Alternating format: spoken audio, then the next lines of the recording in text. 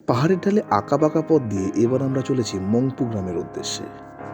এই গ্রামটি শিলিগুড়ি থেকে 52 কিলোমিটার, কালিম্পং থেকে 40 কিলোমিটার এবং দার্জিলিং শহর থেকে মাত্র 32 কিলোমিটার দূরে অবস্থিত। স্বল্প পরিচিত হিমালয় গ্রাম, যেটিতে রবীন্দ্রনাথ ঠাকুরের বাংলো অবস্থিত।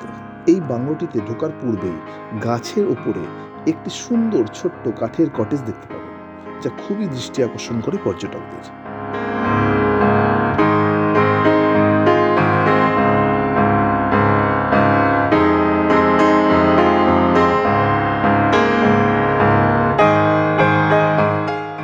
ভেতরে ঢুকে সামনে একটি রবীন্দ্রনাথের মূর্তি দেখতে পাবেন এবং কিছুটা আগেই বিভিন্ন সাংস্কৃতিক অনুষ্ঠান উৎসব পালনের জন্য একটি সাংস্কৃতিক হল পাবেন, যেটি রবীন্দ্র ভবন নামে পরিচিত।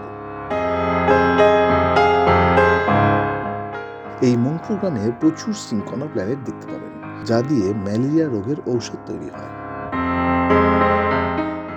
এই ছোট্ট গ্রামটি রবীন্দ্রনাথ ঠাকুরের কলমে বারবার উঠে এসেছে বিভিন্ন রূপে। এখানে আজও ক্যামেলিয়ার গন্ধ পাওয়া যায় আনাচে কানাচে। আর তাছাড়াও বিভিন্ন রকমের ফুল গাছ দ্বারা এই বাংলোটি পরিবেষ্টিত। এই যে ঘরটি দেখা যাচ্ছে, এটাই হলো রবীন্দ্রনাথের বাংলো ঘর। আর এখানেই রবীন্দ্রনাথ গ্রীষ্মকালীন সময় কাটানোর জন্য মাঝে মধ্যেই আসতেন। আর এই ঘরটিকে বর্তমানে একটি মিউজিয়ামে পরিণত করা হয়েছে, যেটিকে পরিদর্শন করতে গেলে মাথাপিছু 25 টাকা লাগবে।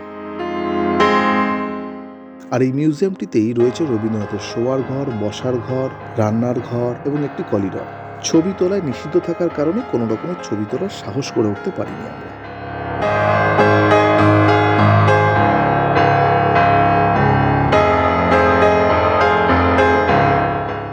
এই সম্পূর্ণ বাংলোটিতে বেশ কিছুক্ষণ সময় কাটিয়ে আপনারা আপনাদের মনকে সামান্য কিছু পরিবর্তন করতে পারবেন।